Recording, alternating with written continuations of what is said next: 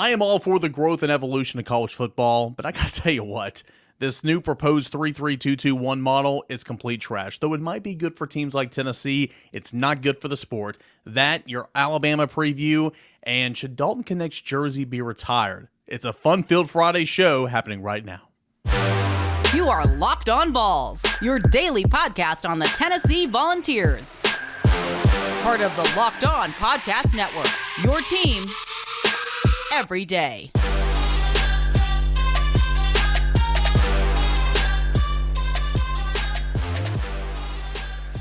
Hey, good morning. Happy Friday. Welcome to the unofficial start of your weekend. And thanks so much for getting us started with us here on Locked On Vols, making this your first listen. Every dayers couldn't do it without you. I am your host, Eric Kane, and this episode is brought to you in part by Nissan. Take the new Nissan Rogue, Nissan Pathfinder, Nissan Armada, and find your new next big adventure. Check them all out today at nissanusa.com. All right, we're going to talk tons of hoops today. All right, we're going to get into the keys for Tennessee at Alabama, which is looking like an SEC championship, at least 1 week to go in the regular season. Keys to victory for Tennessee, how Tennessee's going to pull off that win on the road in Tuscaloosa. We'll have Mike Wilson on from Knox News to break down that matchup and talk a whole lot of Dalton Knecht in segment 3. But if you'll allow me, guys, let's talk big picture college football here. All right, we'll channel into Tennessee. You know, the big wigs, as we talked about on yesterday's show, they're meeting in Indianapolis this week. Well, meeting? Yeah, sounds like I'm from East Tennessee. They've been meeting in Indianapolis this week and discussing the future of the college football playoff. We know that for the next 2 years, it's going to be a 12-team playoff, a 5+7 model. Okay, we know that.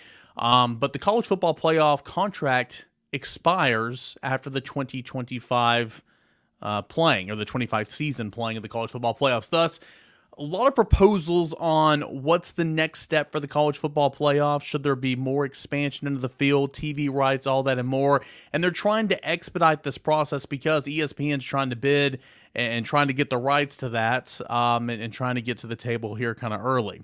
So the latest proposal, this does not mean it's going to happen. In fact, I do not think this will happen.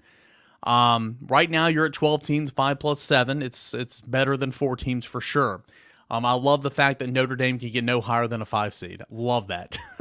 But there's a proposal out there to not make it 5+7, to expand the college football playoff starting in 2026 to 14 teams, and it's going to be your prototypical 3-3-2-2-1 model. It's like you're scoring a baseball game. The 4-6-3 double play, a 7-3 put out at first base, thrown behind the runner. No, it's a proposal for a 3-3-2-2-1 model. Already confused. Well, let me break it down here for you. Again, 14 teams, okay, and there'd be 3 automatic bids for both the Big Ten and the SEC. There would be 2 automatic bids for the ACC and the Big 12.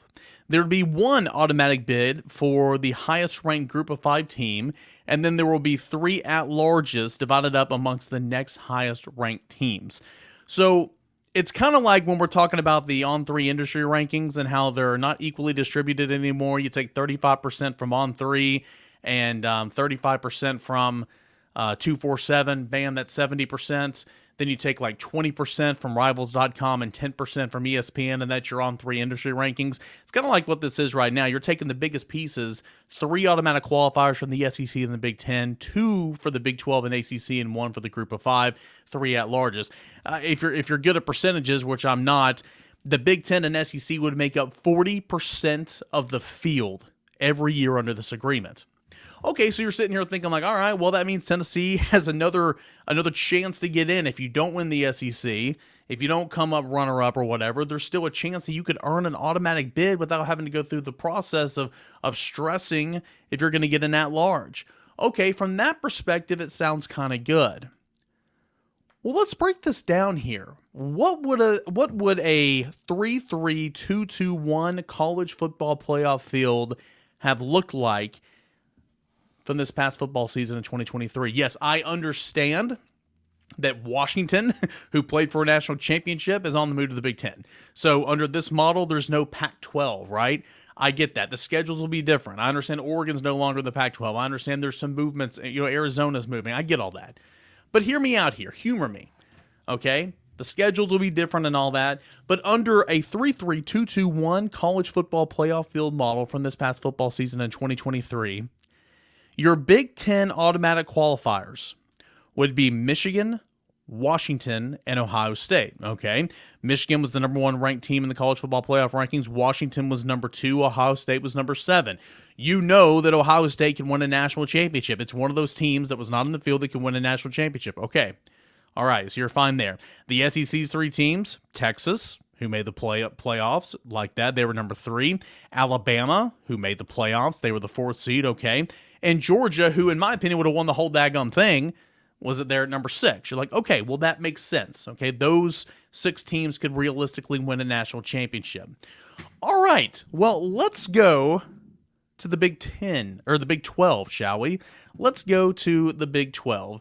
And I want to show you what this would look like in terms of the rankings. If I can I'm going to share my screen here. Okay, here we go. So if you're watching on YouTube, you see the final college football playoff rankings heading into the college football playoffs there, all right? So I've already mentioned what would have been the 3 automatic qualifiers from the Big Ten and the SEC. Michigan, Washington, Ohio State. You see 1, 2, and then Ohio State's on there at number 7. SEC, Texas, Alabama, they're in the field right now, 3 and 4. And then you got Georgia there at number 6. The Big 12, under these guidelines, based on the final rankings last year heading into the playoffs, the Big 12's automatic bids, for its 2 automatic bids, would be Arizona, who again is in the Pac-12, but going to the Pac-12, going to the Big 12. Arizona's down there at number 14. 14. And Oklahoma State, who is there at number 20. Ain't nobody got time to see those teams compete for a national championship. 14th seed, or the 14th team in the rankings and the 20th team in the rankings are going to get a spot, a chance to compete for a college football playoff, when number 16 over here, Notre Dame, I don't think it would win it, but it's not going to get a chance. So Iowa's not going to get a chance. NC State's not going to get a chance. What are we doing? Ole Miss there at number 11 is not going to get a chance. What are we doing? I'll get to that in a moment. The ACC's automatic qualifiers will be Florida State at 5. Okay, that solves that problem because they were probably deserving, even though I think the committee got it right. It's not about who's the most deserving. It's about who's the best teams right now. Florida State wasn't going to do anything to any of those teams in the field. However, what more could Florida State done and won every game? But that fixes that problem. Okay, I like that. Then you have Louisville. The next highest ranked team from the ACC is Louisville here at number 15. What are we doing? The one group of 5 based on the final rankings would still be Liberty there at number 23. Okay. And then the 3 at-larges would be Oregon, that finished at number 8, going from the Pac-12 to the Big Ten, Missouri there at number 9, and then Penn State there at number 10. You're going to have teams like Arizona at number 14, and Oklahoma State at number 20, and Louisville at number 15 that get a chance to compete for a college football playoff national championship, but you're leaving out Ole Miss there at number 11. Oklahoma there at number 12. Heisman Trophy winning quarterback at LSU there at number 13. What are we doing? Again, that is just a mock-up of how the rankings were last year and how they would have fit into the current model that they're proposing right now. It's kind of wacky. I think Greg Sankey's really good at his job, and I think eventually, and per the report over at CBS Sports, they're discussing a potential breakaway, the SEC and the Big Ten sooner or later. You're trying to get 40% of the revenue pie right now, essentially, so you're setting the table for a breakaway from the NCAA. I get all that. I think Greg Sankey's really good at his job, and he will be the college football commissioner one day. However, this is really bad for college football if they went on and did this. I don't think it's going to happen. Any new agreement would require the approval of the 11 FBS conference commissioners and Notre Dame. Once the committee agrees on the format, revenue distribution must be ironed out, with the Big Ten and SEC also seeking a more heavily weighted share. Again, that's why I don't think that this is going to happen. Again, this is from CBS Sports. Dennis Dodd. Sources told Dodd that the format is just one of the several options being considered by the College Football Playoff Management Committee following a meeting last week. And again, there's been discussions of the Big Ten and the SEC administrators to break away from the NCAA completely. just interesting. Again, this isn't just a complete science because, again, Washington would be playing a Big Ten schedule. Arizona would be playing a Big 12 schedule and so on and so forth. Oregon as well. Texas and Oklahoma would be playing an SEC schedule. So it's not carbon copy. This is what it would be. But if you take those final rankings from last year heading into the playoffs and apply them to this 3-3-2-2-1 model where the SEC and the Big Ten get 3 automatic bids, the ACC Big 12 get 2 automatic bids, 1 automatic bid for the group of 5, and then 3 at large, that is a college football playoff field that I don't want to have any part of. It would also reduce the first round buys from 4 to 2. I do like that. And it would add an extra game in the first round. I mean, who's going to turn down a college football game? I'm not, but I'm sorry. I just don't, in this hypothetical model, I don't want to see Louisville getting the opportunity. I don't want to see Oklahoma State getting the opportunity. I don't want to see Arizona getting the opportunity to play for a national championship when the likes of Ole Miss and Missouri and Oklahoma do not. Makes no sense to me. The automatic qualifier from a crappy Big 12 and a down ACC, which is where you're at. I know Florida State's there. Okay, I got you. But overall, I mean, Clemson's down. Pitt, not there. NC State, okay. Miami, not good. You know what I'm saying? Like, ACC overall outside of Florida State this year is down. In North Carolina with a top 3 NFL draft selection, couldn't win games. This would be really, really bad for college football, in my opinion. So, thought that was interesting. Wanted to kind of run all that by you guys. Currently, again, for the next 2 years, it's going to be a 5+7 model, which is better. And it's, of course, automatic bids for the highest ranked conference champions plus 7 of the next highest ranked teams. Tennessee would still have an opportunity to make the college football playoff field in that regard if you don't win the SEC. But even though it opens up a spot in this proposed, again, this is proposed, I don't think this will happen.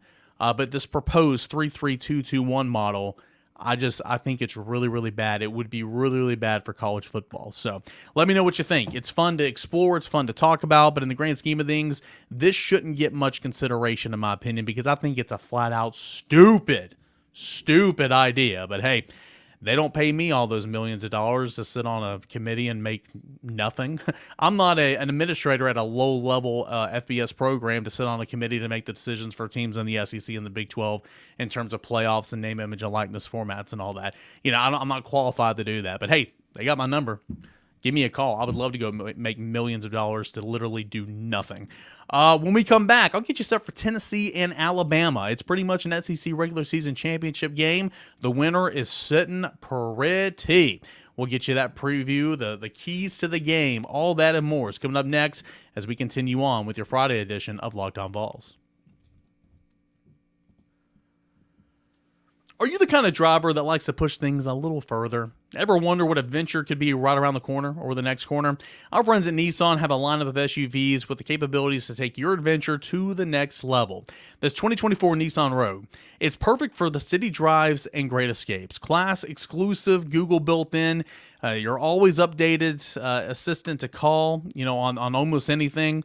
Gone are the days of connecting your phone. Google Assistant, Google Maps, Google Play Store are built right into the 12.3-inch HD touchscreen Informant system right there in your Nissan Rogue. The 2024 Rogue is perfect for mid-size crossover for your next adventure. Also, the 24 Nissan Pathfinder could be your journey as well. Has room to seat up to 8. Expensive cargo capacity, advanced available 4x4 capability with 284 horsepower and up to 6,000 pounds of towing when adventure calls. The Pathfinder is there to answer that call. Take the Nissan Rogue, Nissan Pathfinder, or Nissan Armada and go find your next big adventure today. ShopNissanUSA.com is where you find it. Again, that is ShopUSANissan.com. All right. A big one's coming up on Saturday. No ifs, ands, buts about it. Tennessee at Alabama. You got those two teams that are currently tied for the SEC lead in the regular season, and they play in Tuscaloosa on Saturday night. This is a big-time matchup. You got number 4 Tennessee on the road at number 14 Alabama. You got Tennessee that is number 4, again, playing number 14 in the AP. You got the number 5 Volunteers in the net rankings taking on the number 6 Crimson Tide in the net rankings. You have Ken Palm's number 5 team, Tennessee, at Ken Palm's number 7 team in Alabama. Almost said 17. No, it's 7th team in Alabama, meaning Alabama ranks number 7 in Ken Palm. If you can't read through all my garbage of a voice and words there. And it's set to be a really, really good showdown. You've got Tennessee away from Thompson Bowling Arena, the Food City Center, that is 6-3 on the season. You got Alabama at home, that is 13-1. The lone loss came to Clemson, well back around the holidays, I believe. 88-77 was that final score. Tennessee in quad 1 games, 5-5, a 500 record. Alabama in quad 1 games, this is interesting, 3-7. 3-7. A couple of those were in those tournaments, just like Tennessee and all that, but 3-7 in quad 1 games are the Crimson Tide this year. You got the best offense in the country going up against the third best defense in the country. Alabama's offense versus Tennessee's defense. It should be a really, really good, challenging showcase, but let's remember, Auburn had the 5th best defense in the land, and Tennessee dropped 92, 94, 90-something on them on Wednesday night. Tennessee's adjusted offensive efficiency rating per Ken Palm is 17th in the land, scoring 119.1 points per 100 possessions. That's not bad. 17th in the land, top 20 team, okay. Certainly improvement from a lot of Rick Barnes' ball clubs here on Tennessee, and hello, Dalton Knecht.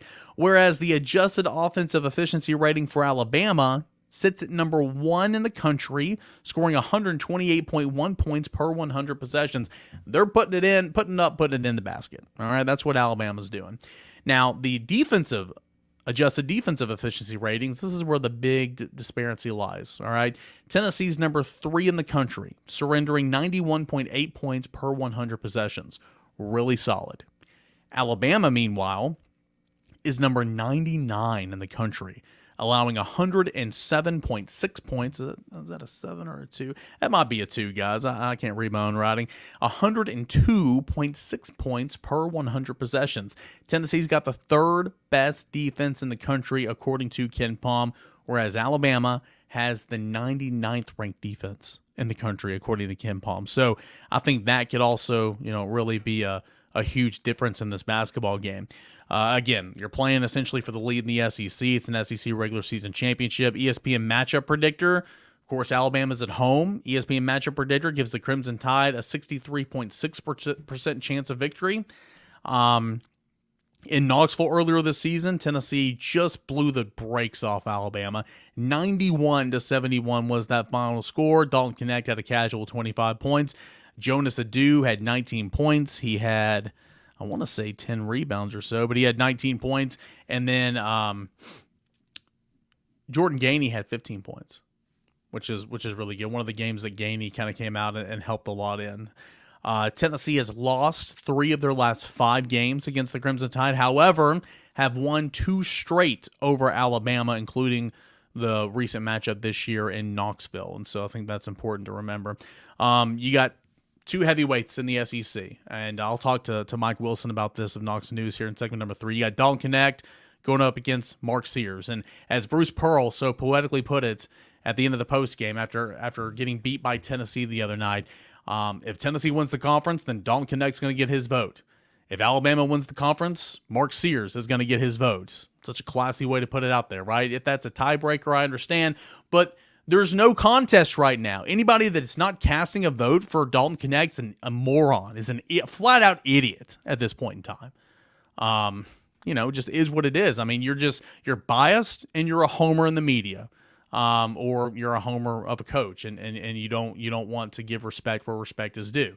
To be completely frank, I'm not sure who all votes on that award. That's why I said media and coach. I think it's actually a coach's award, but nonetheless, if you're not voting for Dalton Knecht right now, then you're not a very intelligent person. And I don't throw that around lightly. It just is what it is. Dalton Knecht's performance this year merits that. Now, the National Player of the Year is a different story, and I'll talk to Mike about this here in a moment. You had pretty much the presumed, winner in Zach Edey coming in, and he's the reigning National Player of the Year, and he's averaging 24 and 12 a game, and he's done a great job. It was his to lose. And what Dalton Knecht's done here of late certainly merits a conversation. and should merit a lot of votes, in my opinion. Again, more on that here in a moment with Mike Wilson. But it's the two big dogs in the SEC going to the battle in Tuscaloosa on Saturday night. Mark Sears, his 20 points per game, 51% from the field, 44% from downtown. He's made 66 three-pointers so far this season. He'll be playing host, of course, Dalton Knecht, who's done 6 times this year over 30 points, 5 times this year 35-plus scoring. Just a scoring machine, put up 39 against Auburn, the 5th-ranked defense in the country the other night in Tennessee's win at Thompson-Boling Arena, the Food City Center. Got Aaron Estrada, 13.3 points per game, 4.5 assists. You've got Nelson Grant, 12.3 points per game, 5.6 points, 5.6 rebounds per game. It's going to be a showdown. It is going to be a showdown. Rick Barnes versus Nate Oats. Dalton Knecht versus Mark Sears. Tennessee fans versus Alabama fans. Get your popcorn. It's going to be a show. And Tennessee, again, nobody in the country is playing a tougher close to their conference schedule than the Tennessee Volunteers. And you got a crucial win over Bruce Pearl at home on Wednesday night. If you get this win at Alabama, not only do you probably lock up the SEC, barring some unfortunate event, but you might have punched your ticket to a number 1 seed, and you might have silenced those haters a little bit more. So, huge matchup coming up. We'll talk about it all. We'll recap it all on a Monday show. Hey, when we come back, Mike Wilson of Knox News does a great job covering the Tennessee beat, Tennessee basketball, baseball, and a little bit of football as well. Going to bring him onto the show. We'll talk Dalton Knecht. We'll talk Tennessee and Alabama, and a whole lot more. That is coming up next when we conclude a week's worth of Locked On Vols. What to say about our friends over at FanDuel Sportsbook? Get buckets with your first bet on FanDuel. It's America's #1 sportsbook. Right now, new customers can get $150 in bonus bets with any winning $5 bet. That's $150 if your bet wins. You can bet on all your favorite NBA players and NBA teams with the Quick Bets tab. Live same-game parlays, exclusive props, and a whole lot more. College basketball is heating up right now. College baseball is happening right now. Spring training for Major League Baseball. And before you know it, college football and the NFL is going to return. Put some coin in your pocket and have a fun time doing it by watching your sporting event over at FanDuel Sportsbook. Visit FanDuel.com/lockedon to shoot your shot today. Again, that's FanDuel.com/lockedon. FanDuel.com/lockedon. FanDuel, official sportsbook partner of the NBA. Mike Wilson of Knox News, he's coming up next. Mike, it was another Dalton Knecht show Wednesday night against Auburn, the 5th best defense in the entire country. With about 12 and some change left, Auburn went up by 8 or 9, and then Dalton just took over. We've seen this a couple times this year. It was it almost meant more the other night because of the competition and because of what's at stake. And Dalton Knecht goes off again.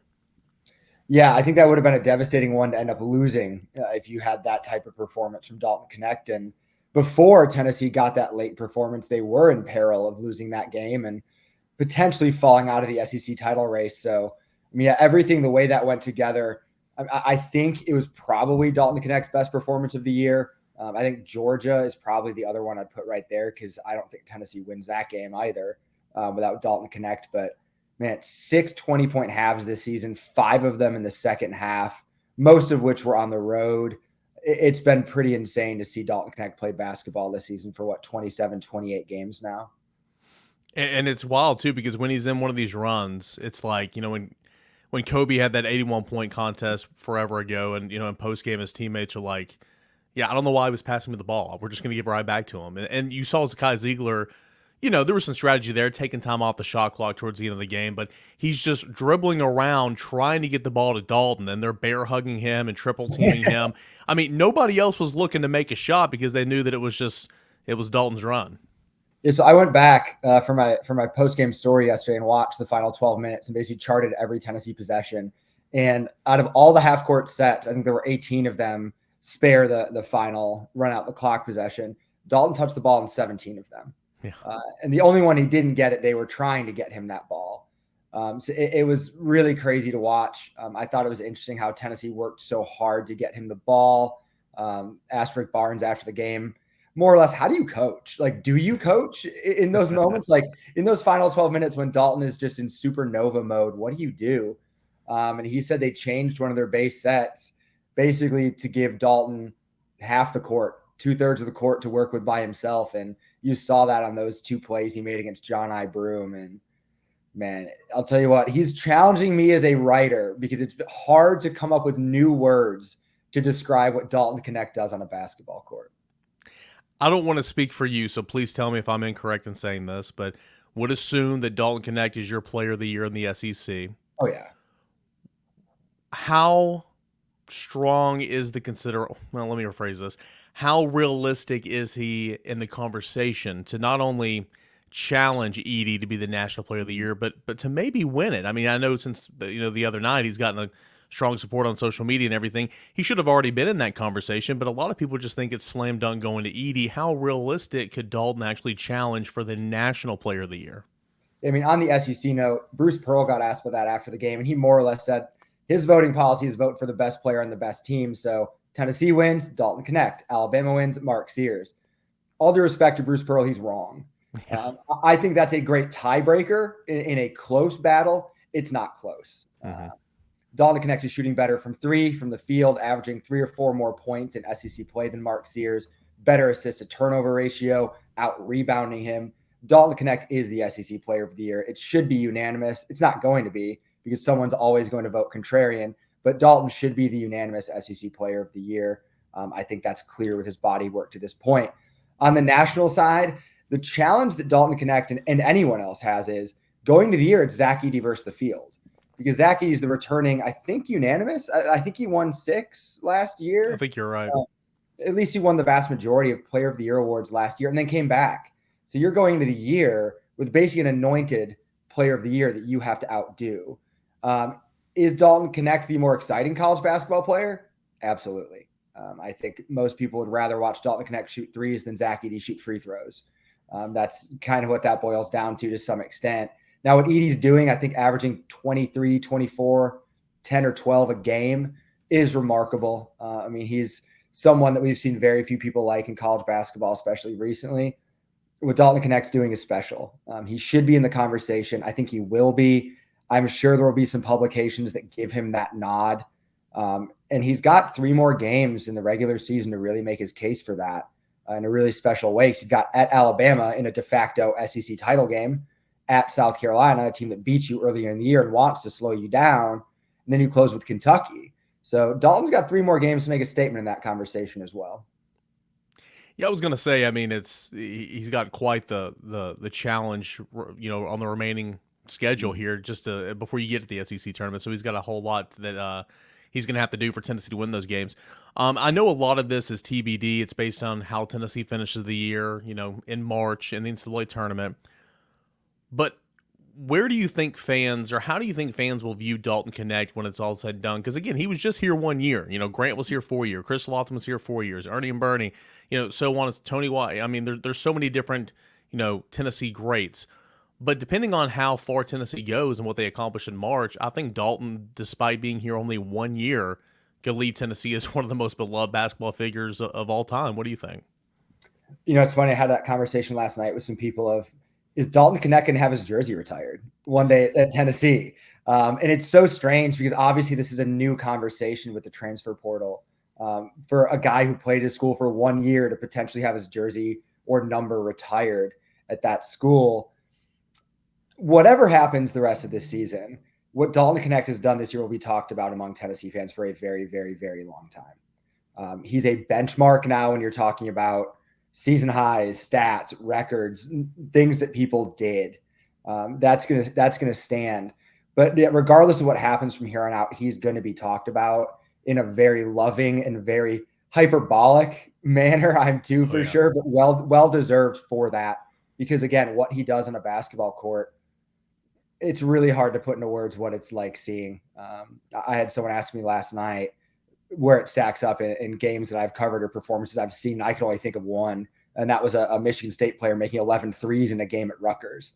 And that's the only one I could think of that really, truly compared. Maybe the Grant Williams Vanderbilt game when he had 43, but that was 23 free throws, so a little bit different.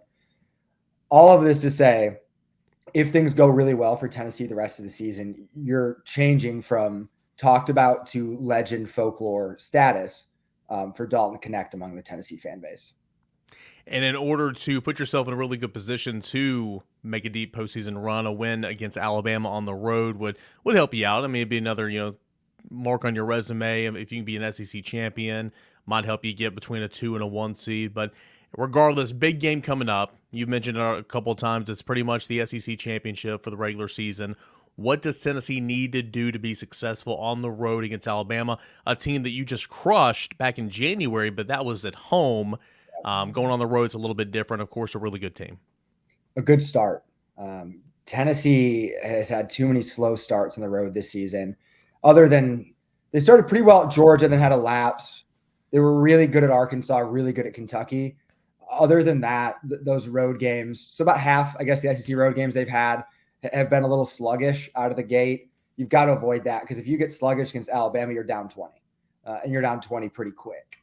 So handling the moment, handling the environment, and getting off to a good start, because Tennessee's going to get a taste of March. Well, the game is in March, but Tennessee's going to get a taste of the NCAA tournament in what it goes into here. And I think that's invaluable as well for this team, is to have that emotional experience of playing a game that amounts to a title game before it gets into the NCAA tournament, because then you're already a little bit more familiar with that to an extent. So it's going to be huge, man. And when you talk about NCAA tournament 1 seeds, Tennessee's got 3 quad 1s left, and Arizona's probably ahead of them right now on the 1 seed line. They don't have any quad 1s left. No. So Tennessee's got an opportunity here to make a case for that 4th 1 seed spot and get that spot for the first time in program history.